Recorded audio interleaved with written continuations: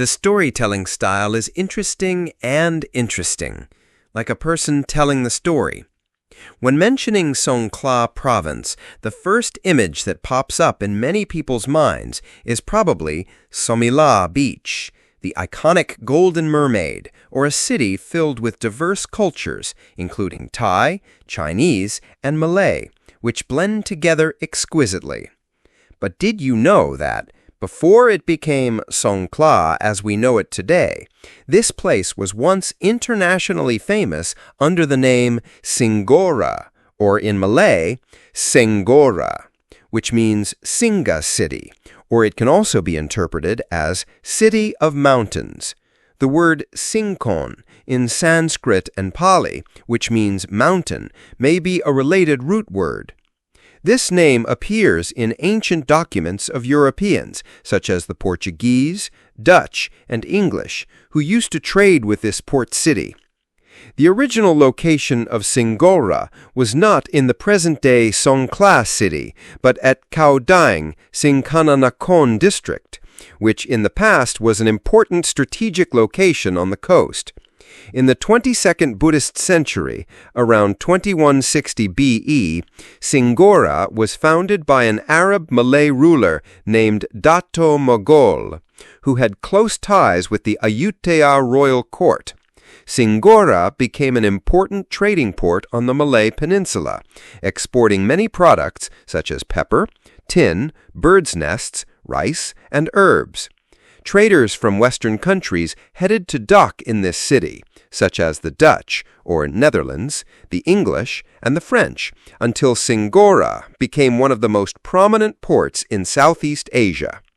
In the late 22nd Buddhist century, during the reign of King Prasathang, the ruler of Songkhla at that time, named Suleiman, showed his disapproval of Ayutthaya and declared himself independent.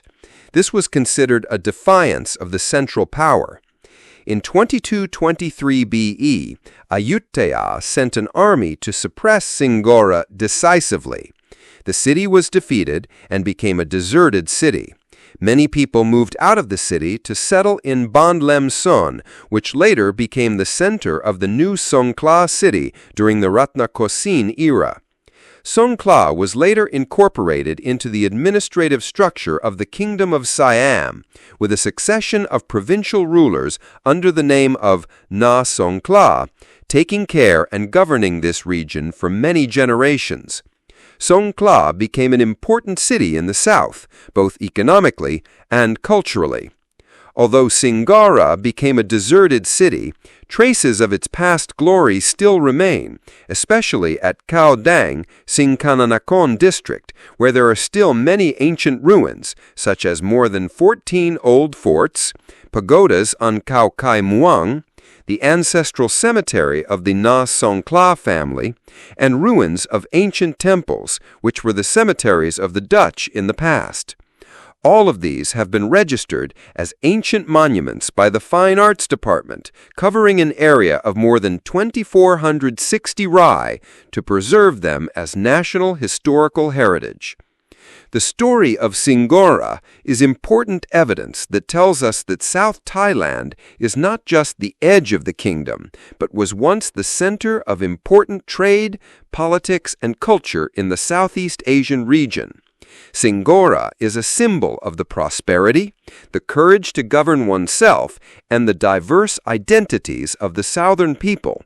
The fact that traces of Singora still remain is an opportunity for us to go back, understand our own historical roots better, and perhaps inspire others to conserve, develop, and expand historical tourism, so that Singora is not just a forgotten city, but a valuable destination, both academically and culturally.